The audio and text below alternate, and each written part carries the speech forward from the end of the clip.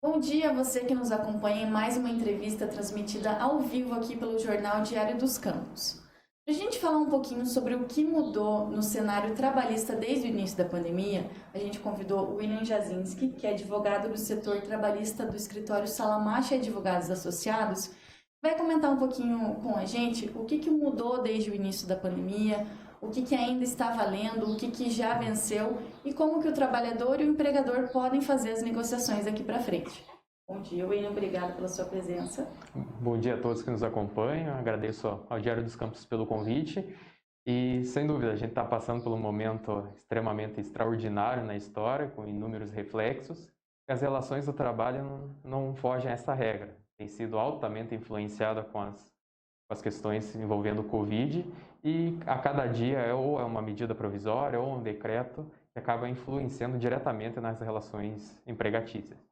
Para quem está nos assistindo e não entende muito desse mundo judiciário, eu queria que você começasse explicando quais são as diferenças entre medida provisória, lei, decreto, portaria, quanto que cada uma vale, como que funciona essa questão.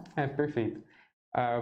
Como a gente tem ouvido diariamente sobre o termo medida provisória, as medidas provisórias são, como o próprio diz, transitórias. Elas têm um período de validade que normalmente é de 60 dias, prorrogável por mais 60 dias.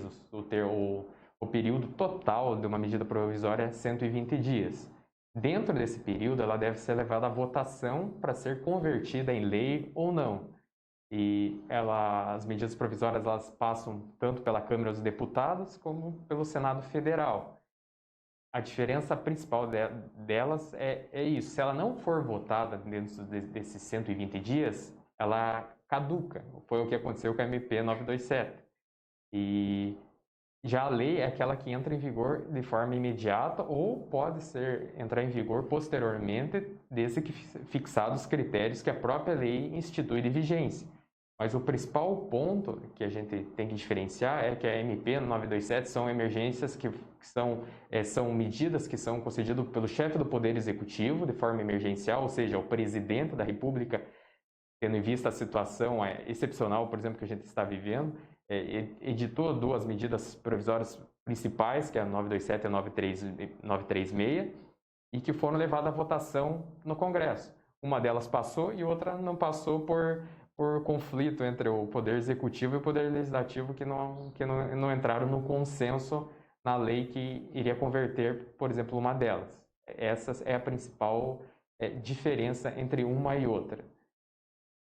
Uma das medidas provisórias mais popularizadas que foi feita nesse período foi a 936, que instituiu aquela questão das reduções de jornadas e salários, suspensão contratual e também regulamentou o trabalho intermitente. O Diário dos Campos publicou essa semana 2 reportagens sobre esse assunto, trazendo números das medidas adotadas aqui em Ponta Grossa, o que mostrou que pelo menos 1 a cada 6 trabalhadores passou por algum tipo desses acordos. Qual é uma medida provisória e ela tem essa validade que você comentou? Ela foi publicada no dia 1º de abril e já venceu, mas se tornou lei. Então, eu queria que você explicasse um pouquinho quais que são os prazos agora para essas medidas, para aquele empregador ou empregado que adotou alguma dessas medidas, como que está valendo isso a partir de agora? Perfeito. A medida a 936, que foi convertida em lei, sem dúvida tem sido a medida mais utilizada e foi utilizada num primeiro momento nos seus prazos máximos. O que a MP 936 trouxe de início? A 936 ela trouxe a possibilidade de redução proporcional da jornada de salário ou a suspensão contratual do contrato de trabalho. Num primeiro momento foi fixado que 90 dias era o período máximo que se poderia fazer a redução proporcional da jornada de jornada e salário, ou de 60 dias no caso de suspensão contratual. Como muitas empresas adotaram esse período máximo, agora no começo do mês de julho, muitos dos contratos firmados lá no início, quando entrou em vigor a medida provisória, já estavam se expirando e as empresas continuavam numa situação difícil, que não conseguiam, às vezes, teriam que trazer novamente os empregados para dentro da empresa, porque esses acordos estavam se findando. Porém, o caixa das empresas não teria como arcar com os salários durante esse período. O governo durante todo esse meio tempo, o governo votou a medida, foi a votação, a medida provisória, a votação foi aprovada e posteriormente foi editado um novo decreto pelo Ministério da Economia, tratando justamente sobre os prazos de redução de jornada e salário ou de suspensão contratual, onde de início você tinha um período máximo de 90 dias, ou seja, o empregador podia fixar 60 dias, por exemplo, de redução de jornada e salário e mais 30 dias de suspensão. Acumulados não poderia ultrapassar os 90.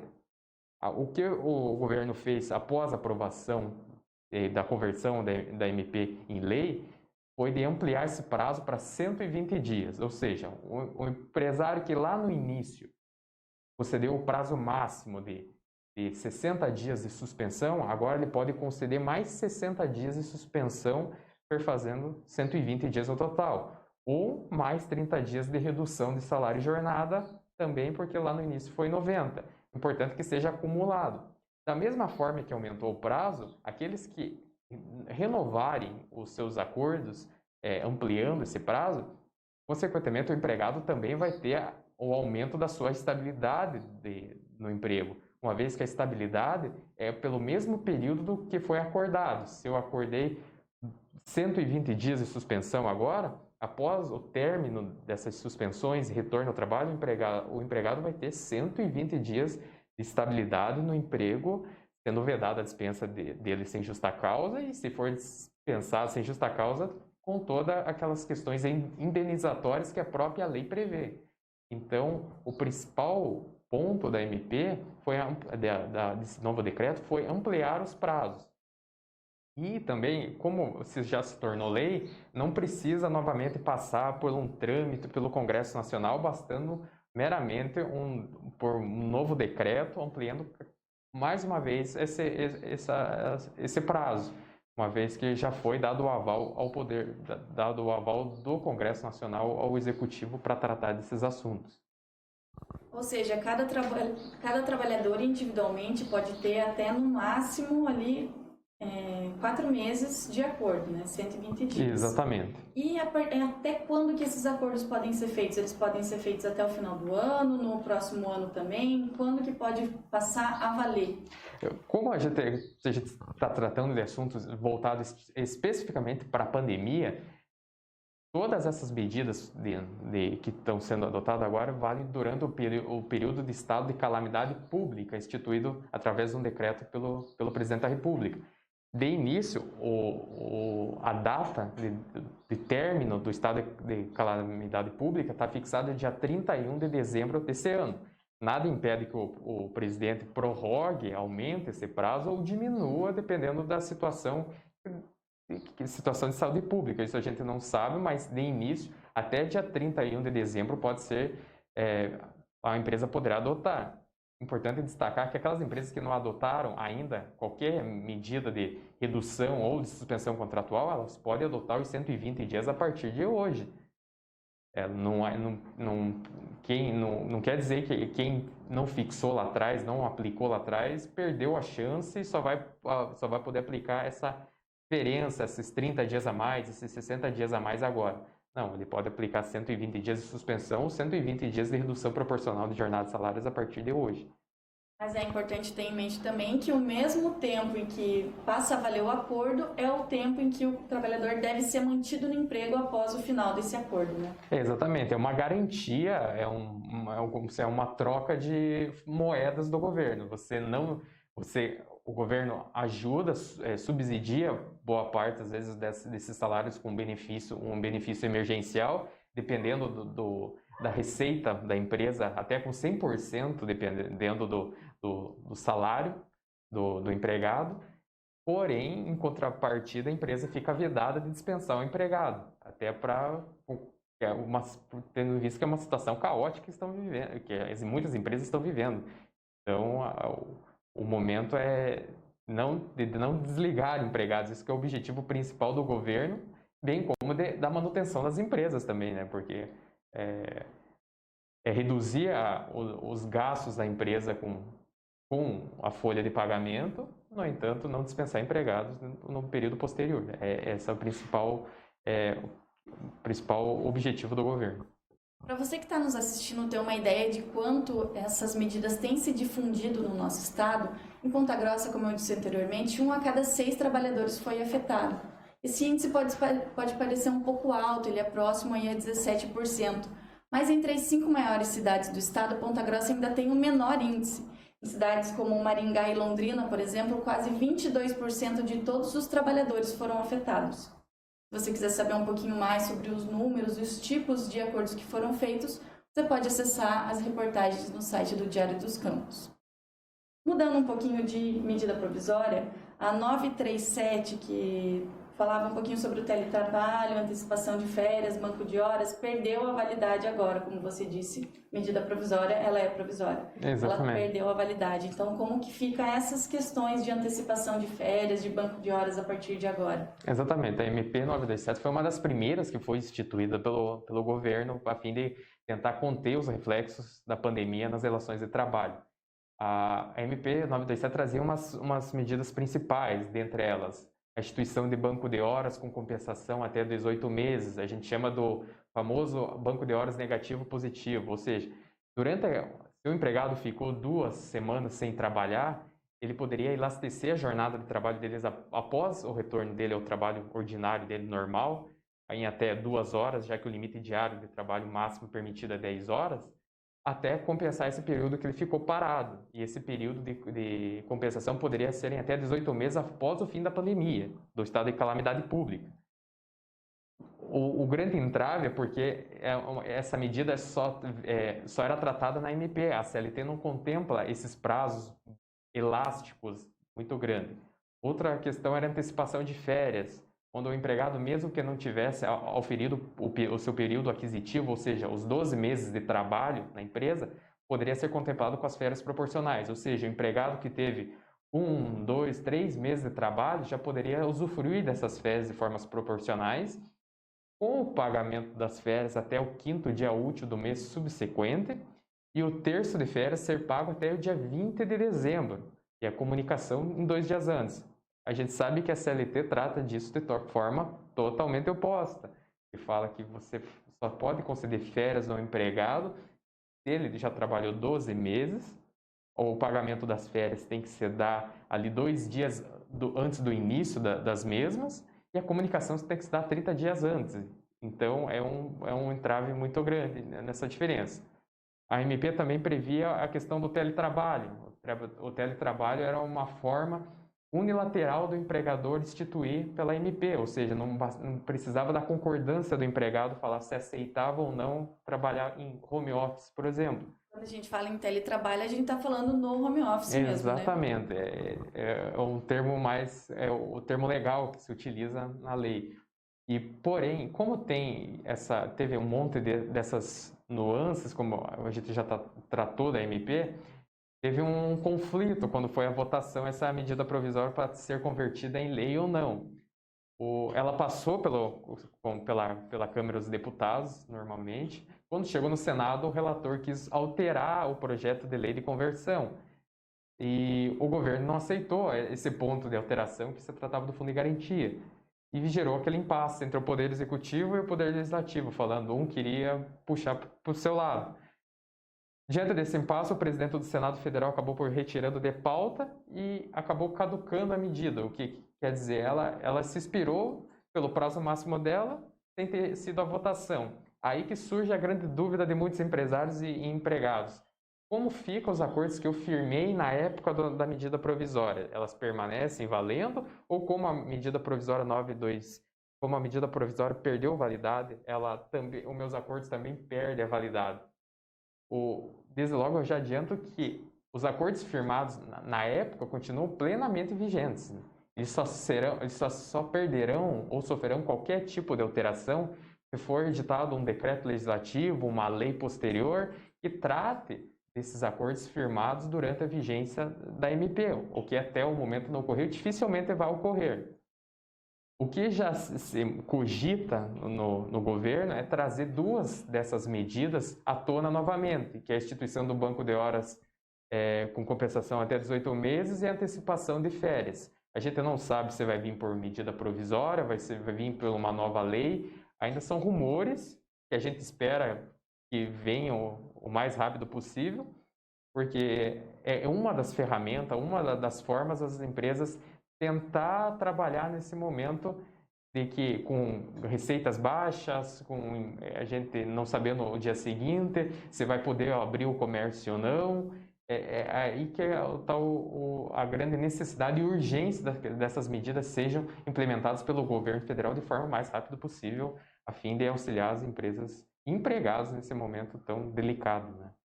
Mas como essa medida caducou, até sair uma nova decisão aí dos nossos políticos, não é possível firmar novos acordos de antecipação de férias e também de banco de horas negativo. Exatamente, como ela caducou a partir dessa segunda-feira, que ela, o último prazo, o último dia de vigência dessa MP foi domingo, a partir de segunda já você não pode utilizar as regras da MP. O que os empregadores podem utilizar são as regras ou já contempladas de redução e suspensão ou das medidas que a própria CLT já prevê, só que, como eu já lhe adiantei, às vezes não são muito viáveis, porque questão do banco de horas. O banco de horas, a CLT prevê a compensação e a instituição do banco de horas. Se for por acordo individual, a compensação tem que ocorrer até 6 meses. Se for por acordo coletivo, tem que ocorrer até 12 meses. Então, você vê a diferença. Na MP, ela previa 18 meses até o fim do período do estado de calamidade pública. Então, o período é muito mais enxuto para o empregador fazer essa medida. As férias, você só vai conseguir conceder férias para os empregados com mais de um ano de trabalho. Menos de um ano de trabalho, você não vai conseguir conceder férias. E mesmo que conceda as férias, você vai ter que pagar integral, uma vez só, todos os valores de forma antecipada, com as devidas datas de comunicação de 30 dias de antecedência. E o teletrabalho também você pode instituir, mas o empregado vai ter que concordar em trabalhar em home office, na sua casa, em todos nesses ditames. É muito mais rígido a forma que a CLT prevê. A forma mais flexibilizada que a MP trouxe, já, infelizmente, hoje a gente já não pode mais adotar atualmente. Tá certo. Uma outra medida que o governo lançou e que gerou um pouco de polêmica e muitas dúvidas entre a população foi a questão da portaria que trata das recontratações. Que antes só poderia recontratar os funcionários 90 dias após a demissão em casos de justa causa, justamente para evitar alguns problemas que vinham acontecendo, como o pessoal demitia para o funcionário aproveitar o seguro-desemprego, por exemplo, agora passa a valer já sem prazo mínimo, né? Mas o que gerou dúvida também foi que uma parte ali do texto falava que poderiam ser alteradas as condições, e muita gente falou, mas então vai poder recontratar com salário mais baixo, por exemplo? Queria que você explicasse um pouquinho o que foi editado pelo governo e o que está valendo, então, nessa questão das recontratações. Exatamente, essa portaria é a portaria original, né, uma portaria lá de 1991, uma portaria antiga do extinto Ministério do Trabalho. Ela prevê que a empresa fica vedada de recontratar empregados dispensados sem justa causa num período de 90 dias após o seu desligamento. Ou seja, se eu desliguei um empregado hoje, durante os próximos 90 dias eu não posso recontratar ele. O principal objetivo, como você já apontou, é evitar fraude no seguro-desemprego e levantamento de valores de fundo de garantia. Como lá no início da pandemia deu aquela explosão, aquele boom, que a gente não sabia o que iria acontecer, as empresas ficaram inseguras, quando que eu vou poder abrir minha empresa novamente? Acabaram dispensando muitos empregados, assim, de uma forma até, assim, não digo imediata, mas por não ter um norte no momento. E levando em consideração disso, o governo editou uma nova portaria, agora pelo Ministério da Economia, falando que empregados que foram dispensados sem justa causa poderão ser readmitidos dentro desses 90 dias, não sendo considerado fraudulenta a sua recontratação, mas observando 2 requisitos principais. Um dos requisitos que, se for a recontratação, deve se dar nos mesmos moldes do contrato passado, ou seja, Vamos supor que um funcionário recebia 2.000 por mês e trabalhava 8 horas diárias. Esse funcionário deve ser recontratado nas mesmas condições, recebendo 2.000 e por 8 horas diárias, as mesmas funções, ou seja, tem que ser idêntico ao que ele já fazia anteriormente. Se tiver qualquer alteração, seja na jornada, seja no salário, seja na função, essa recontratação vai ter que ser por instrumento normativo, ou seja, vai precisar da chancela do sindicato para recontratar esse empregado. Então, a grande mudança é isso. A empresa pode recontratar o empregado dispensado sem justa causa nesses períodos de 90 dias? Pode. Nas mesmas condições, seria o ideal. Se não for, vai precisar do sindicato para anuir, para chancelar essa decisão. O importante dessa portaria é que essa portaria entrou com data retroativa de vigência, ou seja, entrou com data lá de 20 de março. Ou seja, empregados que foram dispensados em abril, hoje eu já posso recontratar novamente. Junho, julho, na data de hoje eu já posso recontratar. Não preciso esperar, não são para eventos futuros, são para eventos pretéritos, até porque a finalidade da própria portaria é você trazer para dentro das empresas aqueles empregados que foram dispensados lá no início da pandemia. Então, essa é uma ferramenta que as empresas podem utilizar a fim de estimular a recontratação desses empregados, diminuir as taxas de desemprego que ocorreu no começo da pandemia e que vem gradativamente diminuindo e que a gente espera que seja pelo aquecimento da economia que retorne tudo ao normal, né? Segundo dados do Ministério da Economia, em Ponta Grossa, só em abril e maio foram fechados mais de 1.600 postos de trabalho. Foram 1.600 demissões a mais do que admissões, o que mostra mesmo que teve aí um pequeno susto no início da pandemia, mas que talvez possa ser revertido agora com essa portaria, né? Exatamente. Como eu já coloquei, no início da pandemia ninguém sabia quando ia poder reabrir o comércio. Aqui no município a gente teve aquelas semanas que o comércio parou totalmente.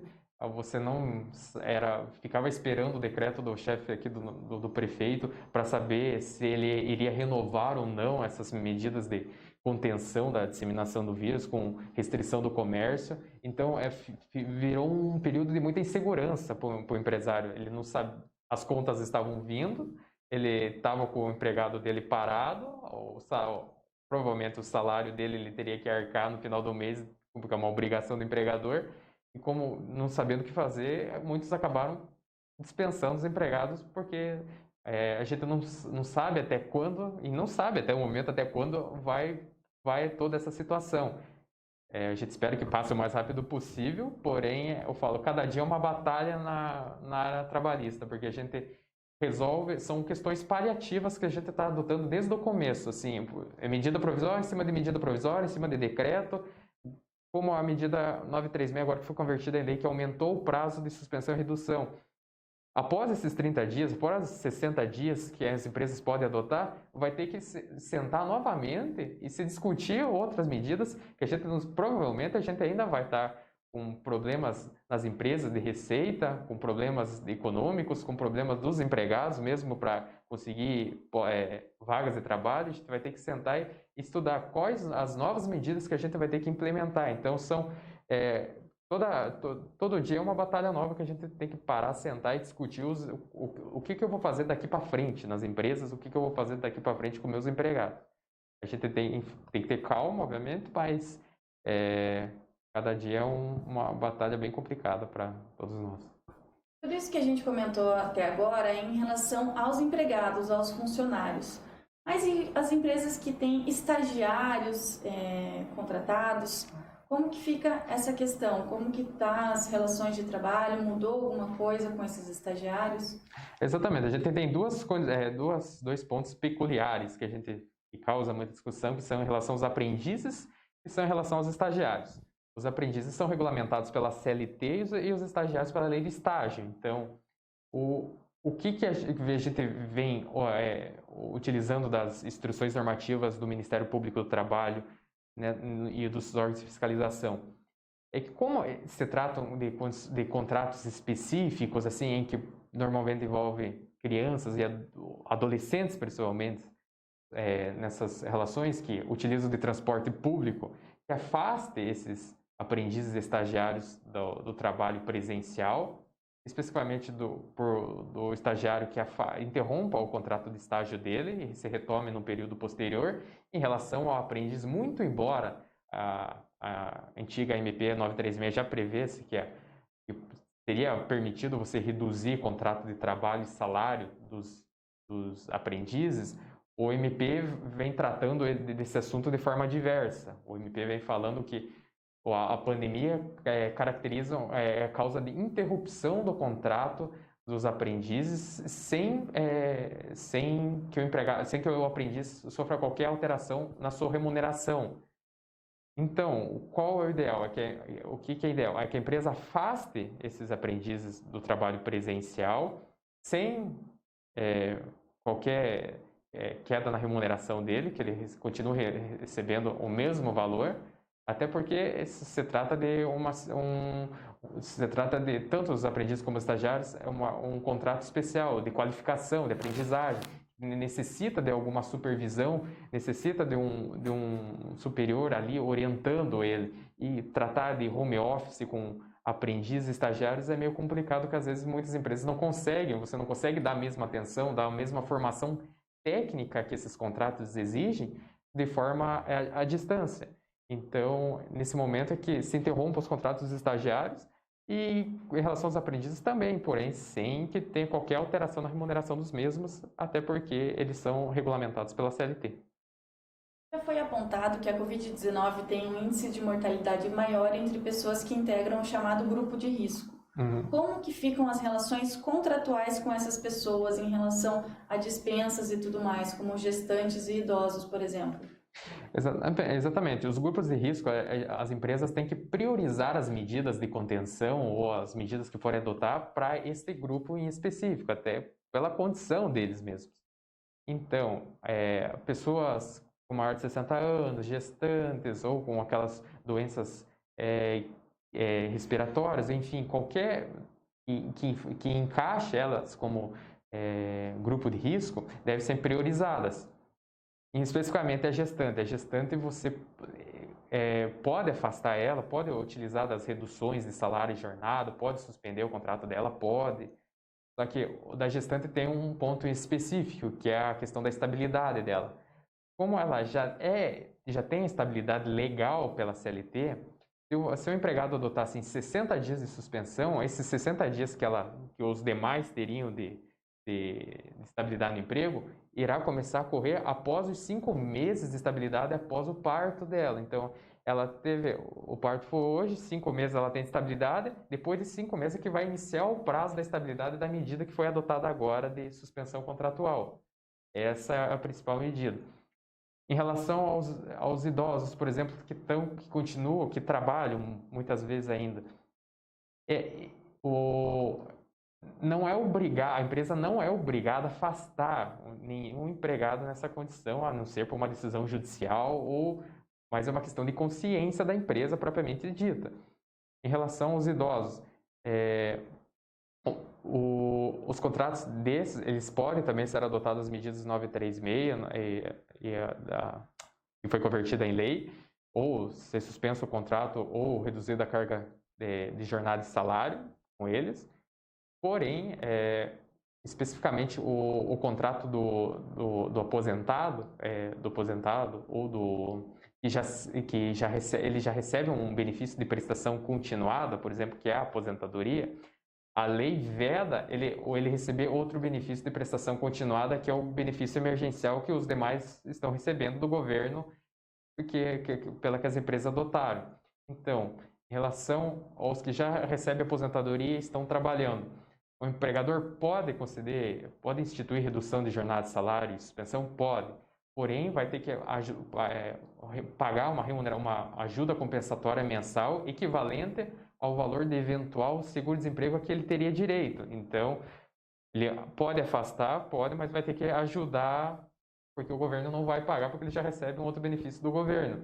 No início, quando era só MP 936, tinha muita discussão, porque não tinha algo claro sobre o assunto. Somente quando foi convertido em lei é que veio à tona essa imposição. Não, o empregador pode adotar essa medida, porém vai ter que ajudar uma ajuda compensatória mensal desses empregados que já recebem aposentadoria e que pertencem ao grupo de risco, né?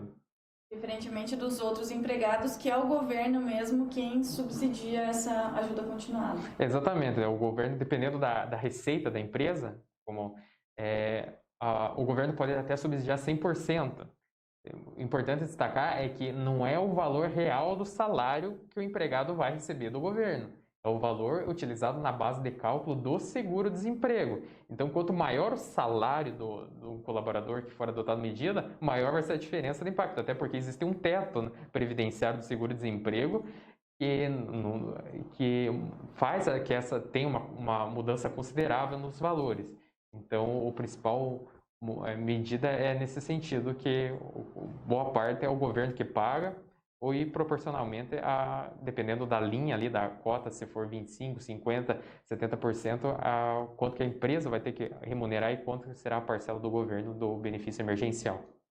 Tá certo. William, muito obrigada pela sua participação. Eu que agradeço. Obrigada a você também que nos acompanhou até aqui. Lembrando que essa entrevista fica disponível na nossa página do Facebook, no site do Diário dos Campos e no nosso canal do YouTube. E mais informações também podem ser conferidas na edição impressa de amanhã e no nosso site com uma reportagem completa sobre o assunto.